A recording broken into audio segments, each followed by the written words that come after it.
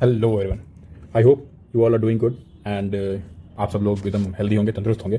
तो आज हम डिस्कस करेंगे about a very hot topic and very important topic as well, that is CAA 2019। देखो ये न्यूज़ में क्यों है, सिटीजनशिप अमेंडमेंट एक्ट 2019 न्यूज़ में क्यों है।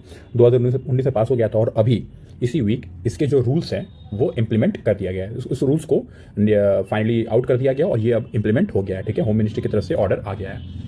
तो why what are we going to discuss about it, हम लोग क्या डिस्कस करने जा रहे हैं, ये बड़े मुद्दे वाली बात है। ठीक है, तो आई होप मैं इस वीडियो में आप लोगों को रैदर बीइंग फिलोसॉफिकल, ठीक है, क्या इसके पीछे आइडियोलॉजिकल बेस है, क्या फिलोसॉफिकल बेस है। ठीक है, देखो since we all are a citizen, ठीक है, सबके अपने अपने अलग अलग आइडियोलॉजी होंगे। कोई एक्स पार्टी आती है तो वो क्या करती है, वाई पार्टी आती है तो वो क्या सोचती है। इवन सबके अपने घरों में भी ये इशू बहुत ही ज़्यादा एक तरीके से कह सकते हो वाइब्रेंट होगा। कि मान लो कुछ लोग बोलते हैं यार ठीक है यार, अगर पास्ट में कोई चीज़ हो गई है तो गड़े मुर्दे मत उखाड़ो, जो जैसा है ठीक है, अब इसको ठीक कर लेते हैं। पर कुछ लोग का सोच ऐसा भी होता है कि यार जो गलतियां हो गई हैं उसको आज के डेट में सुधार लें। अगर नहीं सुधारेंगे तो हो सकता है कि आने वाले वक्त में और ये गलती बड़े होकर सामने आए और तब सुधारना शायद बहुत कठिन हो जाए। तो कहने का मतलब क्या, सबका अपना अपना, कुछ लोग होते हैं ठीक है ऐसा काम करते हैं कि थोड़ा सुधार भी ले और ज़्यादा कुछ बदले भी ना, स्ट्रक्चर भी ना बदले, एक तरीके से मध्यम मार्ग अपना लें। कहने का मतलब क्या, हर एक फैमिली में भी ऐसे थॉट प्रोसेस देखने को मिलते हैं। यही ठीक हर एक देश में भी, हर एक समाज में भी ये थॉट प्रोसेस देखने को मिलता है। इस वजह से ये जो सिटीजन वर्ड है ना, यहाँ पे जो सिटीजन वर्ड आ गया, ये बहुत इंपॉर्टेंट हो जाता है। और ये इंपॉर्टेंट इस लेवल का हो जाता है कि इससे ना सिर्फ आप जुड़े हो, आपके आने वाले हर जनरेशन जुड़ी है, आपकी पिछली जितनी जनरेशन है वो तक जुड़ी है। भारत आज़ाद हुआ है वहाँ से लेके आज तक की जितनी बड़ी जर्नी रही है, इससे सब लोग कहीं ना कहीं डायरेक्ट और इनडायरेक्ट रूप में इम्पैक्टेड रहे हैं, इफेक्टेड रहे हैं। और कहीं ना कहीं कोई ना कोई इनका इन्वॉल्वमेंट देखने को मिला है। क्यों? इसके पीछे है इसका दो चीज़। सिटीजन आप जब होते हो तब आपको जाके कहीं पॉलिटिकल राइट मिलता है और तब जाके आपको सिविल राइट मिलता है। तो मुद्दा कहाँ का आ गया, मुद्दा आ गया अधिकारों का। अब देखो अधिकार तो बहुत बड़ी चीज़ होती है, ठीक है, human rights, being a human, ठीक है, that is in itself a very you can say social construct, ठीक है, social construct, but being human and then you are exercising your right is a political construct। तो अब इस चीज़ को समझना बहुत ज़रूरी है। ठीक है, चलो इसको थोड़ा डिटेल में समझेंगे। मैं बोला हूँ कि मैं इसको बहुत ज़्यादा फिलोसॉफिकल और आइडियोलॉजिकल बेस पे ना ले जाके प्रैक्टिकल और नॉलेज के बेस में इसको डिस्कस करने की कोशिश करूँगा और इस पूरे वीडियो को बहुत ही क्रिस्प रखने की कोशिश करूँगा। थोड़ा लंबा हो जाएगा, 10-5 मिनट, I hope you bear with me. ठीक है, सो लेट्स स्टार्ट। ओके, तो मुद्दा क्या है, मुद्दा है न्यूज़ में कि गवर्नमेंट ऑफ इंडिया ने नोटिफाई कर दिया है CAA रूल्स को। ठीक है, तो इसको समझने के पहले हम ये समझते हैं व्हाट इज सिटीजनशिप। ठीक है, व्हाट इज सिटीजनशिप। देखो सिटीजनशिप क्या होता है, वी, ये जो यू है वो है हम। तो you owe a allegiance to a nation. ठीक है, यहाँ पे जो नेशन है वो कौन सा देश है, इंडिया। तो you owe a allegiance that is to a nation and here is India and in that in return that particular nation here India legally accepts you. ये हो गया इंपॉर्टेंट, मतलब आप होते हो, ठीक है, और आपने अपनी एलिजियंस को दिखाया, मतलब अपनी निष्ठा को दिखाया किसके प्रति, एक देश के प्रति जो यहाँ पे भारत है, और भारत आपको लीगली एक्सेप्ट करे। ये होता है पूरा सिटीजनशिप का एक क्रक्स, आप कह सकते हो मीनिंग। तो बेसिकली दो कंडीशन आपको समझ में आई। पहली कंडीशन क्या है, एक है एलिजियंस हमारे साइड से और एक है एक्सेप्टेंस स्टेट के साइड से। इससे होता क्या है, अब हम जाके जितने भी पॉलिटिकल राइट्स हैं उसको हम एक्सरसाइज कर पाएंगे। ठीक है, नाउ हैना एरेंट एक बहुत ही बड़ी फिलोसोफर रही हैं, बहुत ही बड़ी इन्होंने पॉलिटिकल साइंस अफेयर्स की बहुत बड़ी प्रोफेसर रही हैं। इन्होंने एक बात बोला है, right to have right is citizenship. मतलब समझ रहे हो, अपने अधिकारों का होना और इसका अधिकार होना, इसी को बोलते हैं सिटीजनशिप। तो ये बहुत इंपॉर्टेंट हो जाता है, ये बहुत ज़्यादा इंपॉर्टेंट कंस्ट्रक्ट हो जाता है। देखो हमारे देश में सिटीजनशिप कहाँ पे डिफाइंड है, कौन डिफाइन करता है, कैसे इस चीज़ को लेकर बातचीत होती है, पहले इसको समझते हैं। देखो सिटीजनशिप हमारे देश में जनरली क्या मतलब डिफाइंड है पार्ट 2 में, that is in article 5 to 11। ठीक है, पार्ट 2 में आप देखोगे सिटीजनशिप के बारे में बताया गया और आर्टिकल 5 से लेकर 11 तक। ठीक है, और ये स्पेसिफिकली मेंशन्ड है कॉन्स्टिट्यूशन में। जनरली क्या होता है, जनरली इस चीज़ को पार्लियामेंट के ऊपर छोड़ दिया जाता है कि पार्लियामेंट डिसाइड करेगी कि सिटीजनशिप को लेकर क्या करना है क्या नहीं करना है। जैसे आप US का ले लो, UK का ले लो, किसी भी देश का ले लो, वहाँ पर जो पार्लियामेंट होती है वो डिसाइड करती है, सिटीजनशिप को लेकर रूल बनाती है। Generally I am talking about, किसी स्पेसिफिकली नहीं कि इस देश में ऐसा वैसा। पर भारत में क्या है ना, भारत में ये चीज़ें कॉन्स्टिट्यूशन में भी मैंशन्ड है। सवाल ये होता है कि कॉन्स्टिट्यूशन में सब क्यों मैंशन्ड है, हमने क्यों नहीं पार्लियामेंट के लिए ही सब कुछ एक स्पेस छोड़ दिया। इसके पीछे रीज़न है पार्टीशन। हमारा तो देश आज़ाद हुआ है वो एक पार्टीशन को झेल के आज़ाद हुआ है। तो हम ऑलरेडी पास्ट में डिवाइड हो चुके हैं ज्योग्राफिकली। और सबसे बुरी बात क्या है कि that to based on religion. अब रिलीजन के बेस पे आप जब डिवाइड होते हो तब बहुत सारी दिक्कतें फ्यूचर में आनी ही होती हैं। इस चीज़ को देखते हुए जो हमारे फाउंडिंग फादर थे कॉन्स्टिट्यूशन के, उन्होंने पहले से ही इसको डिफाइन कर दिया 5 से 11 में। अच्छा, तो कौन है सिटीजन, सवाल ये उठता है कि सर है कौन सिटीजन है कौन। तो देखो पहला तो वो है, जैसे पहला तो वो होगा जो सारा फॉलो करेगा 5 से 11 को, ठीक है, मतलब सारे के सारे जो रूल्स रेगुलेशन दिए हुए हैं 5 से 11 आर्टिकल में वो उस पर कहीं ना कहीं सुटेबल बैठे, तो मतलब एज रिटन इन कॉन्स्टिट्यूशन पहला बोल सकते हैं। दूसरा एज रिटन इन आर्टिकल 11, और आर्टिकल 11 क्या बोलता है, the laws and rules related to citizenship will be made by parliament. दो चीज समझ में आया, सिटीजन कौन डिफाइन कर रहा है, कॉन्स्टिट्यूशन, और उसी कॉन्स्टिट्यूशन के 11 में आर्टिकल में लिखा है कि जो भी लॉज और रूल्स बनेंगे रिलेटेड टू सिटीजनशिप वो कौन बनाएगा, पार्लियामेंट। यानी दो चीज समझ में आ गया, एक तो आपको आर्टिकल 5 से लेकर 10 तक कॉन्स्टिट्यूशन समझा दे रहा है कि क्या होता है सिटीजनशिप, और एक आर्टिकल 11 आता है और ये बताता है कि जितने भी लॉज होंगे रूल्स होंगे रिलेटेड टू सिटीजनशिप वो पार्लियामेंट बनाएगा। ये हो गया मोटी मोटा एक इंट्रोडक्शन। अब आते हैं कि जनरली क्या क्या रूल्स होते हैं जिसपे सिटीजनशिप को डिफाइन करते हैं। देखो एक होता है law of the soil, law of the soil, ठीक है, एक होता है लॉ ऑफ ब्लड, मतलब आप किसी भी देश के, जब भी किसी देश की मिट्टी पे पैदा होते हो आप वहाँ के नागरिक बन जाते हो। जैसे यूएस में, ठीक है, अगर आप यूएस में पैदा हो गए, नो मैटर आपके पिताजी माताजी किस देश के हैं, चाहे वो ऑस्ट्रेलिया के हैं, जापान के हैं, चाइना के हैं, इंडिया के हैं, या फिर वो कनाडा के कहीं के भी हैं, अगर वो बच्चा यूएस के टेरिटरी में पैदा होता है तो वो ऑटोमेटिकली यूएस सिटीजन हो जाएगा। इसको बोलते हैं यास सोली, ठीक है, इंडिया भी यही फॉलो करता था 1987 तक, ठीक है। दूसरा क्या है, यास सांगविन। अब यास सांगविन में क्या होता है, लॉ ऑफ द ब्लड को फॉलो करते हैं, मतलब इसमें क्या होता है, वो उस बच्चे को भी सिटीजनशिप मिल जाती है जिसके पिताजी या माताजी यानी either of parent is a citizen of that country and the other is not the illegal migrant. ये बहुत जरूरी है, मतलब एक तो सिटीजन होना ही चाहिए, पर दूसरा इलीगल माइग्रेंट नहीं होना चाहिए। तो ये इंडिया फॉलो करता है अब, ठीक है। तो अब आई होप आपको क्लियर हो गया होगा, यास सोली क्या है, लॉ ऑफ द सॉइल, दूसरा क्या है यास सांगविन, ये क्या होता है, law of the blood. Indian context में आते हैं, इस चीज को और अच्छे से डिफाइन करने की कोशिश करते हैं।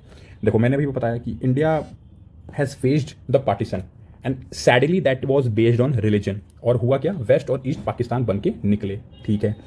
हुआ ये कि दो वेव्स देखी गई माइग्रेशन की, ठीक है, क्यों नहीं देखी जाएंगी, जैसे मान लो कि एक टेरिटरी है, अब उसको बांट दिया गया तो कुछ लोग इधर से इधर जाएंगे और कुछ लोग इधर से इधर जाएंगे, तो दिक्कत तो आएगी ही, माइग्रेशन तो होगा ही। तो हुआ क्या, इंडिया से बहुत सारे लोग इधर गए, ठीक है, और पाकिस्तान से बहुत सारे लोग इंडिया आए।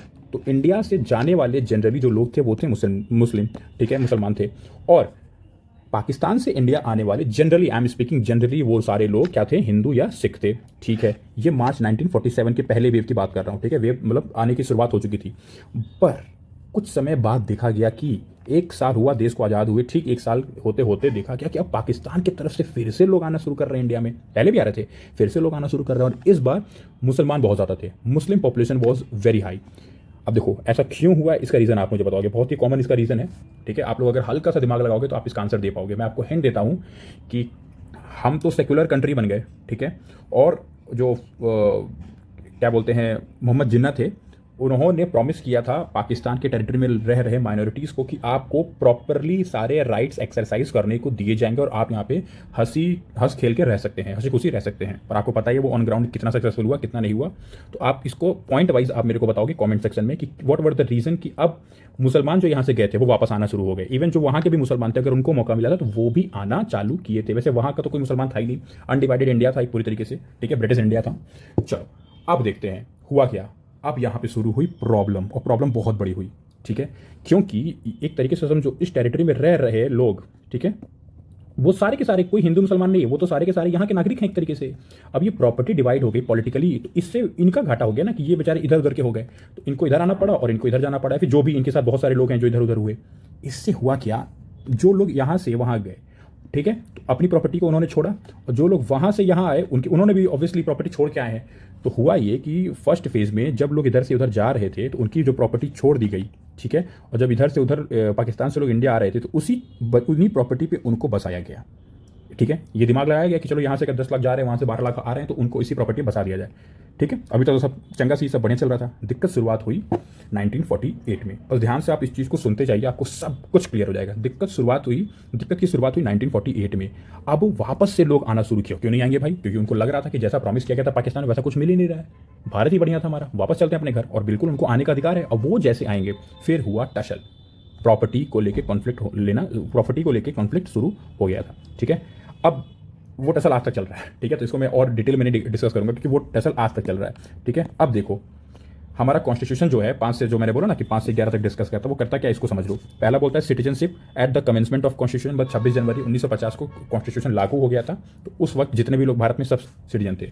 दूसरा कहता है कि जो इंडिया आए पाकिस्तान से, वो कैसे सिटीजन कहलाएंगे, उनके बारे में बात करता है। सातवां बात करता है कि अब कुछ और भी लोग थे जो यहाँ से वहाँ गए, उनके बारे में बात करता है। आठवां कहता है कि इंडिया के ही लोग हैं पर बाहर रह रहे हैं, तो उनके बारे में बात करता है। नौवां क्या कहता है कि मतलब कुछ लोग हैं जो अपनी यहाँ अगर रहना चाहते हैं और दूसरे देश के हैं और अपना सिटीजनशिप छोड़ना चाहते हैं। और 10वां कहता है कि ठीक है, जितना भी सिटीजन को राइट मिलता है उनको किस किस प्रकार में मिलेगा उसकी बात कर लेते हैं। और 11वां सबसे इंपॉर्टेंट है, और वो ये कहता है कि पार्लियामेंट के पास ही पावर है to regulate the rights of citizens by law. ठीक है, ये इंपॉर्टेंट है। चलो एक बार थोड़ा डिटेल में बताने के लिए मैं थोड़ा सा डिस्कस कर लेता हूँ, क्विक डिस्कसन रहेगा। ठीक है, who was born in the territory of India. ठीक है, either of whose parents were born in the territory of India. देखो ये ना सीधे मैंने कॉन्स्टिट्यूशन ऑफ इंडिया की वेबसाइट से, लोकसभा की वेबसाइट से मैंने सीधे इसको डाउनलोड किया, तो किसी बुक का ये कटिंग नहीं है, मैंने सीधे वहाँ से इस चीज़ को यहाँ पे पेस्ट किया है। तो आप इसको ऑथेंटिक मान सकते हो, क्या मानना पड़ेगा। Who has been ordinary resident in the territory of India for not less than 5 years immediately. मतलब एक तरीके से सारे के सारे लोग आजाद होते वक्त जो भारत में थे वो हो गए, सिंपल शब्दों में। Rights of citizenship for certain person who have migrated to India from Pakistan. मतलब देखो, अगर आप आ गए हो 48 जुलाई के पहले तो आप हो गए, साफ सीधी बात। अगर 48 जुलाई के पहले आ गए तो आप हो गए। ऐसा भी हो सकता है कि कुछ लोग हो, भैया हम 48 जुलाई के पहले नहीं आ पाए, हमसे अगस्त हो गया, हमसे सितंबर हो गया, आने में लेट हो गया, हम नहीं समझ पाए थे कि पाकिस्तान में हमको दिक्कत होगी।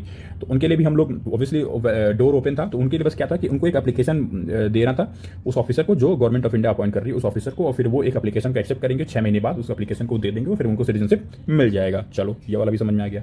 Rights of citizenship of certain migrants to Pakistan. अब कुछ लोग चले गए, कुछ लोग बाद में भी गए और फिर बाद में आए, उनको आने बहुत लेट हो गया। तो अगेन यहाँ भी वही वाला सीन है कि उनको भी एक एप्लीकेशन देना पड़ेगा और एक परमिट सिस्टम था तब, कि परमिट सिस्टम के बेस पे कि हाँ पहले आप यहाँ पे आए हो तो ये रहो, ये नहीं कि यहाँ आप आए अगले दिन फिर चले गए फिर अगले दिन आगे, नहीं। 6 महीना, साल भर, 2 साल 5 साल यहाँ रहो, फिर आप बताओ कि हम 5 साल से यहाँ रह रहे हैं, 6 साल से यहाँ रह रहे हैं, 6 महीने से यहाँ रह रहे हैं, फिर एप्लीकेशन दायर करो। उसके बाद जो ऑफिसर अपॉइंट किया गया वो आपको एक्सेप्ट करेगा। ठीक है, फिर उसके बाद right of citizenship of certain person of India origin residing outside India. उनके बारे में भी यहाँ बात किया गया कि मतलब जिनके पेरेंट्स, ग्रैंड पेरेंट्स वो यहाँ के थे बट अभी पर्टिकुलर इंसान बाहर रह रहा है, तो वो भी सिटीजनशिप एक्वायर कर सकता है। 9वां क्या है, वॉलंटरी, जो लेना चाहता है कि हाँ मैं दूसरे देश का छोड़ रहा हूँ और इस देश का लेना चाहता हूँ। ठीक है, 10वां मैंने को बता दिया, राइट से रिलेटेड है। 11वां बहुत इंपॉर्टेंट है, nothing in the foregoing provision of this part shall derogate from the power of parliament to make any provision with respect to acquisition termination of citizenship in all matter relating to citizenship. मतलब बहुत important हो गया, सारा का सारा power parliament को दे दिया गया। ऑब्वियसली कितना अब कॉन्स्टिट्यूशन में उसी वक्त फ्यूचर को देखकर तो सब कुछ लिखा नहीं जा सकता था, तो इसके लिए पार्लियामेंट को पूरी ताकत दी गई और पार्लियामेंट एक तरीके से वॉइस ऑफ कॉमन पब्लिक है इंडिया में, तो पार्लियामेंट को ताकत दी गई। अब आते हैं कुछ मेन शब्दों पे जो जानना बहुत जरूरी है। नेचुरलाइजेशन क्या होता है? हमारे देश में नेचुरलाइजेशन से भी आपको सिटीजनशिप मिलती है। 3 चीजें समझ लो, 14 साल तक भारत में रहना पड़ेगा, आपको 8th शेड्यूल के किसी भी एक लैंग्वेज में मतलब आपको जानकारी होनी चाहिए, आपको आना चाहिए, और जिस देश की सिटीजनशिप आपके पास है उसको रिनाउंस करना चाहिए। जैसे आपको पता है कि अक्षय कुमार, अदनान सामी और वैसे बहुत सारे लोग हैं, इन्होंने इस चीज़ के थ्रू क्या लिया, अपना सिटीजनशिप इंडिया में लिया। अब आपको यहाँ पे मैं फन फैक्ट दिखाता हूँ। फन फैक्ट क्या है, let's zoom in. Fun fact क्या है, in India both a citizen by birth as well as naturalised citizen are eligible for the post of president. ये देखो इंपॉर्टेंट है कि नहीं। While in USA only a citizen by birth not a naturalised citizen is eligible for office of president. मतलब भारत में किसी भी तरीके से आप बन जाओ सिटीजन, आप एलिजिबल हो, पर वहाँ पे सिर्फ जो लॉ ऑफ द सॉइल है वही वाला फॉलो होता है और प्रेसिडेंट बनने के लिए बस उसी की रिक्वायरमेंट होती है। ये था फन फैक्ट। ठीक है, अब आते हैं करंट सिचुएशन में क्या है, अभी क्या चल रहा है। ठीक है, करंट सिचुएशन में जो 2019 में पास हुआ था CAA, वो था क्या? वो ये था कि पाकिस्तान, अफगानिस्तान और बांग्लादेश में रह रहे हिंदू, सिख, क्रिश्चियन, जैन, बुद्धिस्ट, पारसी जो इंडिया आ गए हैं, फिर से बोल रहा हूं, पाकिस्तान, अफगानिस्तान, बांग्लादेश में रह रहे हिंदू, सिख, क्रिश्चियन, जैन, बुद्धिस्ट, पारसी जो इंडिया में आ गए हैं, कब आ गए हैं? 31 दिसंबर 2014 के पहले। मतलब मान लो कोई टेरिटरी है, यहाँ पे वो रह रहे थे, यहाँ पे वो मस्त रह रहे थे, और ये टेरिटरी अब डिवाइड हो गई, अब ये टेरिटरी 2 हिस्से में बट गई, बट यहाँ से बहुत सारे लोग आ गए। वो कौन है वो सारे लोग? Hindu, Sikh, Christian, Jain, Buddhist, Parsi. तो मान लो एक डेट है उनके आने की, और वो डेट क्या? 31 दिसंबर 2014। मतलब इसके पहले अगर आप आ गए हो इंडिया में, तब आपको इलीगल माइग्रेंट नहीं माना जाएगा। फिर से बोल रहा हूं, पाकिस्तान, अफगानिस्तान और बांग्लादेश में रह रहे हिंदू, सिख, क्रिश्चियन, जैन, बुद्धिस्ट, पारसी अगर इंडिया आ चुके हैं 31 दिसंबर 2014 के पहले, तो उनको अब एक इलीगल माइग्रेंट नहीं माना जाएगा। They will not be treated as illegal migrant.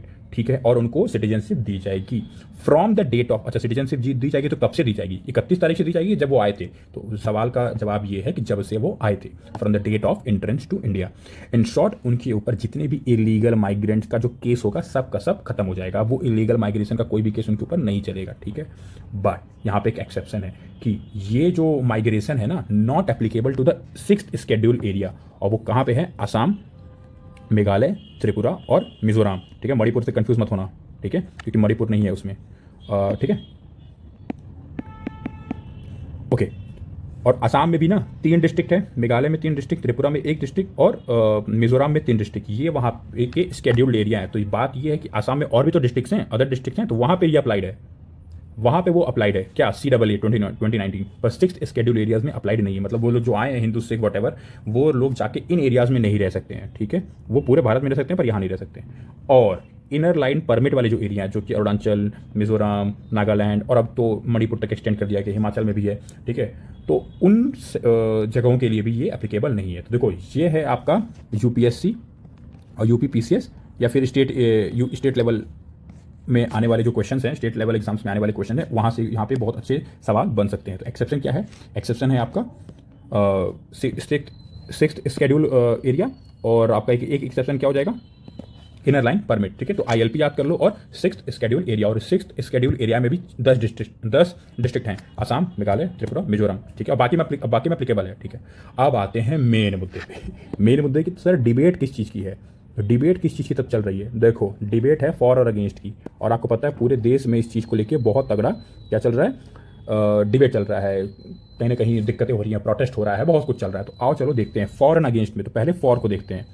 For में कहा क्या जा रहा है, सरकार की तरफ से ये कहा जा रहा है कि it is a law to confer, मतलब देने का सीन है इसमें, ठीक है, किसी का सिटीजनशिप लेने का नहीं है, मतलब आपको सिटीजनशिप दिया जा रहा है, ना कि आपसे सिटीजनशिप लिया जा रहा है, ठीक है। तो it is a law to confer not to deprive citizenship. तो ये एक पॉजिटिव चीज़ है, मतलब किसी से कुछ भी छीना नहीं जाएगा, बल्कि जो लोग आ रहे हैं इनको दिया जाएगा। और आर्टिकल 14 की भी बात करते हैं। आर्टिकल 14 बोलता है कि इक्वल प्रोटेक्शन ऑफ लॉ, ठीक है, इक्वल प्रोटेक्शन ऑफ लॉ। पर आर्टिकल 14 में एक और बात बोली गई है, इंटेलिजिबल डिफरेंशिया, मतलब article 14 is right to equality. तो राइट टू इक्वालिटी में आपका इक्वल प्रोटेक्शन ऑफ लॉ है और इक्वालिटी बिफोर लॉ भी है, पर इक्वल प्रोटेक्शन ऑफ लॉ में ये भी तो देखा जाता है कि इंटेलिजिबल डिफरेंसिया होना चाहिए। मतलब अगर कोई चीज़ आप किसी भी चीज़ को अगर आप बांट रहे हो तो उसका जो बांटने का बेस है ना वो डिफाइंड होना चाहिए, और उसका जो क्लासिफिकेशन है वो आर्बिट्रेरी नहीं होना चाहिए। हाँ मेरा मन करा था मैंने बांट दिया, नहीं भैया, क्यों डिफाइन है, क्यों आपने बांटा, क्यों आपने क्लासीफाई किया, क्यों आपने डिवाइड किया, आपको बताना पड़ेगा। इसके पीछे एक इंटेलिजिबल आर्ग्यूमेंट होना चाहिए, नहीं है तो फिर उसको आप नल एंड वॉइड कर देगा कोर्ट। तो आओ चलो देखते हैं कि सरकार क्या कह रही है। सरकार ये कह रही है, सरकार नहीं, पहले ये देखते हैं इंटेलिजिबल डिफरेंसिया पे क्या क्लासिफिकेशन के केस बनते हैं। पहला कि जो भी आप डिवाइड कर रहे हो, क्लासिफिकेशन दे रहे हो कि हाँ यही लोग आ सकते हैं, ये लोग नहीं आ सकते हैं, तो उसके पीछे एक रीज़न होना चाहिए, और ना सिर्फ रीज़न, उसके पीछे ऑब्जेक्टिव भी होना चाहिए। तो रीज़न ये दिया जा रहा है कि ये लोग रिलीजन बेस्ड परसिक्यूशन फेस कर रहे हैं, ठीक है। मैं क्या बोल रहा हूँ, रिलीजन बेस्ड परसिक्यूशन फेस कर रहे हैं, और ऑब्जेक्टिव क्या है, इनको सिटीजनशिप देने का। फिर से क्लासिफिकेशन किया गया ना, हिंदू, सिख, क्रिश्चियन, जैन, पारसीज, ठीक है, एक्सेप्ट मुस्लिम, इन पे क्लासिफिकेशन किया गया। तो क्यों मुसलमान को दूर रखा गया है, तो ये बोला गया है कि इन तीनों देश में, that is Pakistan, Afghanistan and Bangladesh, इन तीनों देश में ये रिलीजियस माइनॉरिटी हैं और यहाँ पे रिलीजन बेस्ड परसिक्यूशन होता है। ये हो गया रीजनेबल क्लासिफिकेशन। ऑब्जेक्टिव क्या है कि ऑब्जेक्टिव ये हो कि परसिक्यूशन हो गया है तो हम इनको एक्सेप्ट करेंगे और हम इनको क्या देंगे, सिटीजनशिप। तो ऑब्जेक्टिव भी है सरकार के पास, और सरकार के पास रीजनेबल क्लासिफिकेशन भी है। तो ये तो मैं बता रहा हूँ सरकार का क्या पॉइंट ऑफ व्यू है। बट सवाल उठेगा, और सरकार ये भी बोलती है कि अगर हम सिर्फ हिंदू को अलाउड करते या फिर सिर्फ हम सिख को अलाउड करते कि चलो सिर्फ इन 3 देशों से हिंदू आएंगे, तब ये होता कि नॉन इंटेलिजिबल डिफरेंसिया। तब आप ये कह सकते थे कि ये नॉन इंटेलिजिबल है, तब आप बोल सकते थे कि आर्टिकल 14 का उल्लंघन है। इसीलिए हमने क्या किया, जितने भी माइनॉरिटी हैं सबको वेलकम किया। तो फिर क्वेश्चन ये उठा, तो आपने रोहिंग्या को क्यों छोड़ दिया? अगर रिलीजियस परसिक्यूशन की बात हो रही है तो आपने रोहिंग्या को क्यों छोड़ दिया म्यांमार में, आपने तमिल्स को क्यों छोड़ दिया श्रीलंका में? तो इसका आंसर जो गवर्नमेंट में ऑफिशियल हैं वो दे रहे हैं कि परसिक्यूशन हो रहा है रिलीजन के बेस में, और यहाँ पे जो परसिक्यूशन देखने को मिल रहा है वो है एथनिसिटी के बेस पे या फिर लैंग्वेज के बेस में। तो एथनिसिटी और लैंग्वेज अलग मुद्दा है, ठीक है। तो रिलीजन का मुद्दा अलग होता है और एथनिसिटी का मुद्दा अलग होता है, और इसीलिए इसको मैटर ऑफ पॉलिसी भी बोलते हैं, सेपरेशन ऑफ पावर। मतलब पार्लियामेंट कल को आप ही तो रिलीजन वाले मुद्दे पे लेकर आई है, कल को हो सकता है कि एथनिसिटी वाले मुद्दे पे भी लेकर आए और रोहिंग्या को भी वेलकम करे, तमिलियंस को भी वेलकम करे। तो इसमें कोर्ट कुछ नहीं बोल पाएगा, क्योंकि ये तो सेपरेशन ऑफ पावर है, वो पॉलिसी बना सकते हैं, तो ये तो पॉलिसी इशू है। तो यहाँ पे सिर्फ इस बेस पे कि आप रोहिंग्या को नहीं वेलकम कर रहे हो, सिर्फ इस बेस पे कि आप तमिल को नहीं वेलकम कर रहे हो श्रीलंका से, इस बेस पे ये नल एंड वॉइड नहीं हो सकता है, क्योंकि ये पॉलिसी बैठा है। ठीक है, आई होप फॉर वाला आप लोगों ने समझ लिया होगा कि जो CAA रूल्स है, CAA एक्ट है, इसमें फॉर में क्या बोला जा रहा है कि यही कि ये एक तरीके से देने के लिए बनाया गया, ना कि किसी से सिटीजनशिप लेने के लिए। दूसरी चीज, इंटेलिजिबल डिफरेंशिया का इस्तेमाल किया गया है, इक्वल प्रोटेक्शन ऑफ लॉ को देखते हुए क्लासीफाई किया गया है। रीजन ये है कि वहाँ पे रिलीजियस परसिक्यूशन होता है, और ऑब्जेक्टिव ये है कि इनको हम क्या देंगे, सिटीजनशिप देंगे। ठीक है, हमने सिर्फ हिंदू और सिख को नहीं वेलकम किया है, हमने सारे माइनॉरिटी को वेलकम किया है जो वहाँ पे रह रहे हैं, और म्यांमार के रोहिंग्यास को वेलकम नहीं किया है, और श्रीलंका के तमिल को वेलकम नहीं किया। ऐसा ना कह के वो ये बोल रहे हैं कि हमने किसी भी एथनिक ग्रुप पे फोकस नहीं किया है। ठीक है, तो ये मुद्दा रिलीजन का है, ना कि एथनिसिटी का। अब आते हैं अगेंस्ट में मुद्दा ये बन रहा है कि it violets the concept of secularism. और सही बात है, सेक्युलरिज्म का मुद्दा वायलेट हो ही रहा है, क्योंकि जब आप सेक्युलरिज्म का मुद्दा वायलेट कैसे हो रहा है, पहले ये समझो। सेक्युलरिज्म का मतलब ये नहीं होता है कि हम सारे के सारे, देखो भारत का जो सेक्युलरिज्म है वो थोड़ा सा वाइडर है। ठीक है, इस पर कभी नेक्स्ट वीडियो में डिस्कस करेंगे, क्योंकि ये खुद आधे घंटे के और 40 मिनट का वीडियो हो जाएगा इस पर भी। तो अभी बस ये समझ लो कि जब भी कभी क्वालिफिकेशन, जब भी कभी एक्सेप्टेंस का बेस रिलीजन बन जाए, तो वो वायलेट करता है सेक्युलरिज्म को। मैं फिर से बोल रहा हूँ, मतलब मैं तुमको एंट्री दूं अपने घर में, और मैं एंट्री तभी दूं कि तुम XYZ से बिलोंग करते हो। ये जो क्वालिफिकेशन है ना, यही है वायलेशन, इसी को बोलते हैं वायलेशन। ठीक है, तो वायलेशन किसका हो रहा है, सेक्युलरिज्म के कंसेप्ट का, और इसी वजह से बेसिक स्ट्रक्चर डॉक्ट्रिन भी वायलेट हो रहा है। और आपको पता है कि पार्लियामेंट सब कुछ कर सकती है except touching the basic structure doctrine. तो ये वजह से ये अनकॉन्स्टिट्यूशनल ये लॉ हो सकता है। अब ये तो कोर्ट डिसाइड करेगा। ठीक है, if religion becomes the qualification then it is violated. मैंने बता दिया आपको इस चीज को। ठीक है, आगे देखते हैं। एक और बहुत बड़ा पॉइंट यहाँ पे निकल के आ रहा है। ना सिर्फ सेक्युलरिज्म का मुद्दा है, यहाँ पे ये भी मुद्दा बनेगा कि कंट्री बेस्ड क्लासिफिकेशन कैसे कर रहे हो भाई आप। हाँ, क्यों सिर्फ पाकिस्तान, क्यों सिर्फ अफगानिस्तान, क्यों सिर्फ बांग्लादेश। और अगर आपको बुलाना है परसिक्यूटेड रिलीजियस माइनॉरिटी को, तो और भी देश हैं दुनिया में, वहाँ से बुलाओ। सिर्फ यहीं से क्यों? आप इसके पीछे रीजन दो।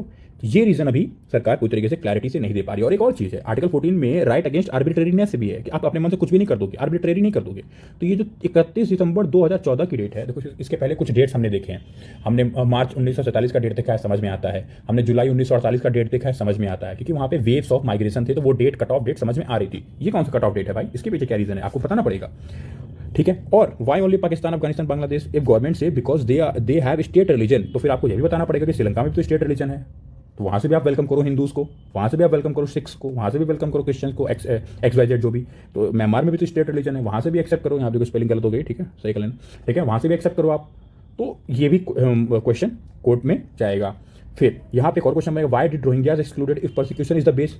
तो वो तो यही बोलेंगे कि देखिए because they are ethnic group and we are talking about the religious persecution. तो ठीक है, तो ये मुद्दा देखो रिलीजियस परसिक्यूशन का है। ठीक है, आई होप आपको पूरी डिबेट समझ में आ गई होगी। एक बार मैं इसको कट शॉर्ट करने की कोशिश करता हूँ जल्दी से। फॉर में क्या कह रहे हैं कि ये देने का है ना कि लेने का।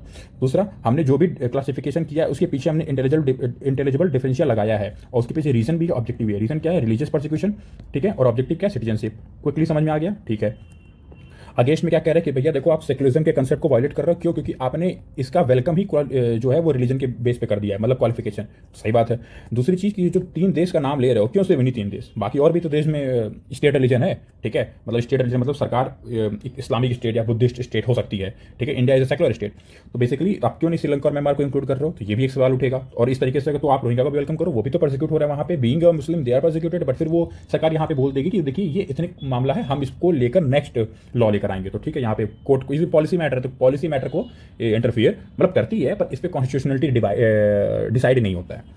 अब सवाल ये कि सर आसाम में क्या दिक्कत है, वाई आसाम इज बॉइलिंग। इन सारे मुद्दों में आसाम क्यों इतना ट्रबल देख रहा है अपने पूरे प्रदेश में। तो देखो यार, जब देश आज़ाद हुआ था ना, तो माइग्रेशन तो पूरे देश में देखा था, पर आसाम में ना 2-3 बार देखा गया है। क्योंकि आपको पता आसाम के पड़ोस में क्या था, इट वॉज ईस्ट पाकिस्तान। तो ईस्ट पाकिस्तान जो कि आज़ाद हो गया भारत की मदद से, बांग्लादेश बना, तो वहाँ से भी तो आपको माइग्रेशन देखने को मिलेगा, और बिल्कुल देखेगा। तो वहाँ पे Assam after independence started seeing demographic changes. अब देखो, एक तो आसाम वैसे ही प्रोटेक्टेड एरिया है, स्केड्यूल्ड एरिया है, वहाँ पे डेमोग्राफी का चेंज होना बहुत बड़ी बात हो जाएगी। तो इलीगल माइग्रेशन वेव देखने को मिले 79 से लेकर 85 तक, तो वहाँ पे बहुत प्रोटेस्ट हुए लोकल की तरफ से।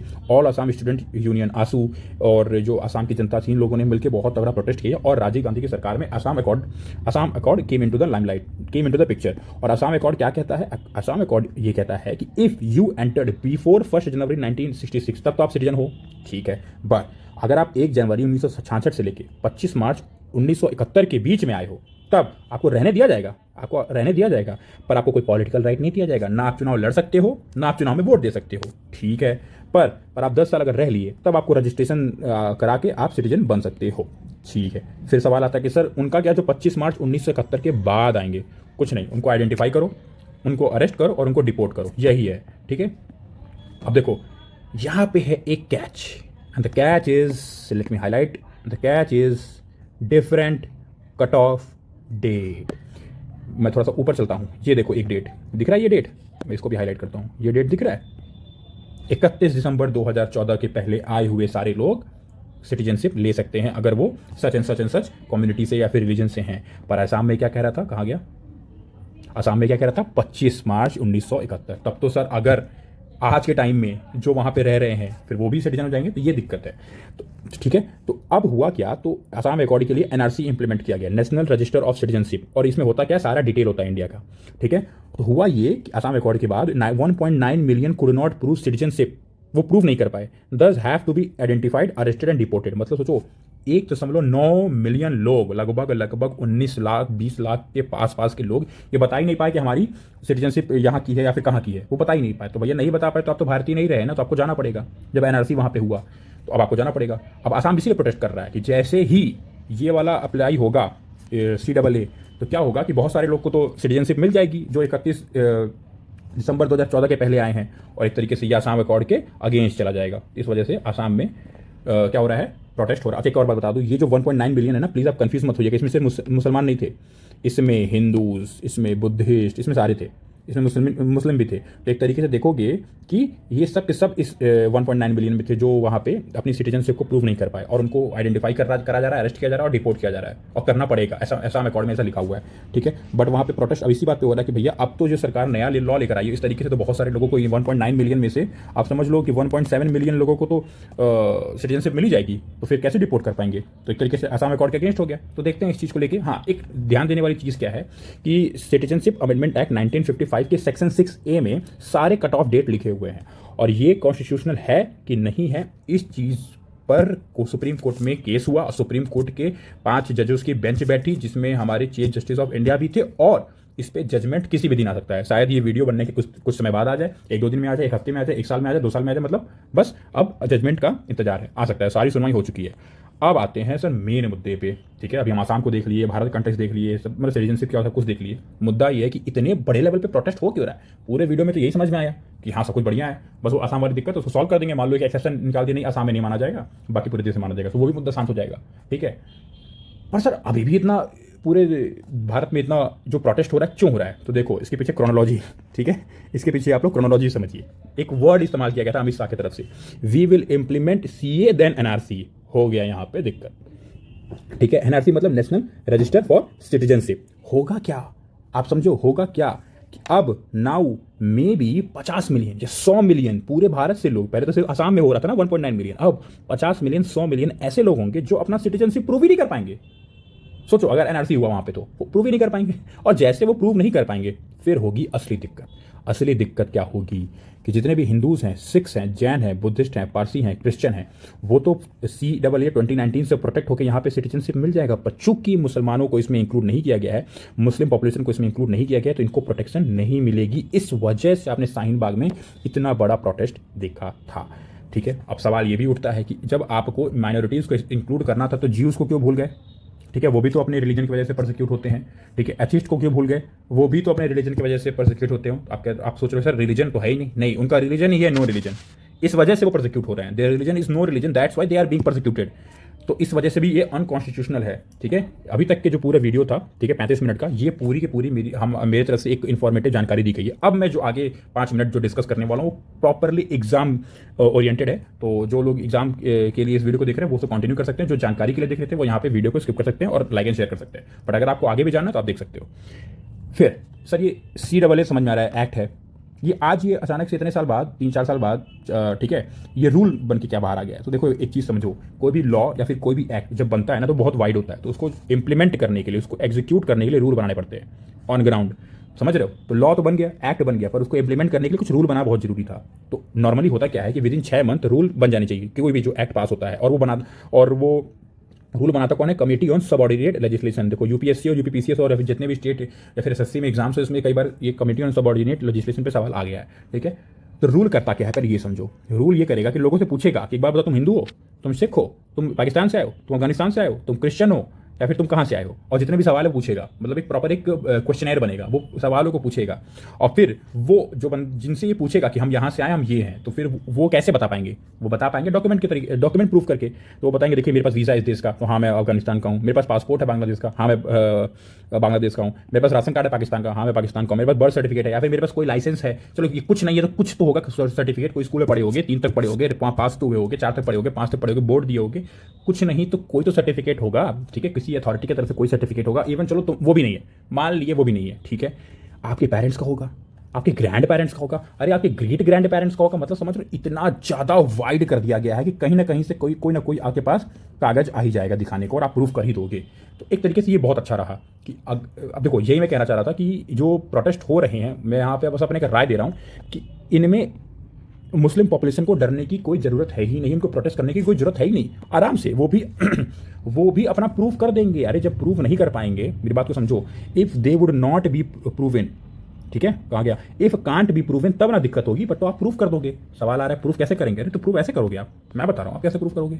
आपके पास पॉपुलेशन रजिस्टर में कभी ना कभी आप, जब ये 2011 का सेंसस हुआ था, तो आपके पास जो भी सेंसस ऑफिसर होते हैं वो आते हैं, सेंसस ऑफिसर, वो आपसे Aadhaar card, PAN card, post office document कुछ ना कुछ तो लेते हैं। आपके बच्चा पढ़ाई कर रहा है, स्कूल में पढ़ाई कर रहा है, ठीक है, या फिर पुलिस स्टेशन में मान लो कभी कोई केस हुआ रहा होगा, कोई भी डॉक्यूमेंट आप उनको दिखा दो, हो गया आपका सिटीजनशिप। वो एक छोटे से डॉक्यूमेंट से भी प्रूव हो सकता है। हाँ, अगर वो भी प्रोड्यूस ना कर पाओ, मतलब अपना आधार कार्ड प्रोड्यूस ना कर पाओ, अपना पैन कार्ड भी प्रोड्यूस ना कर पाओ, आपके पास पोस्ट ऑफिस का भी डॉक्यूमेंट नहीं है, कुछ नहीं है, फिर ये मामला थोड़ा सा पेचीदा हो जाएगा। तो ये एनपीआर क्या है? नेशनल पॉपुलेशन रजिस्टर, हर एक देश का होता है अपना, इसमें सारा डेटा होता है कि ठीक है। अब आपसे पूछा जाएगा ना कि how to produce the date of entrance, मतलब सिटीजनशिप देने के लिए उन सारे कम्युनिटी को, तो वो क्या कहेंगे? National population register. आप देख लीजिए, नेशनल पॉपुलेशन रजिस्टर होता क्या है कि जितने भी लोग भारत में रह रहे हैं, चाहे वो एलियन है चाहे वो सिटीजन है, ठीक है। एलियन में 2 प्रकार के होते हैं, एनिमी, एक होता है फ्रेंडली, ठीक है।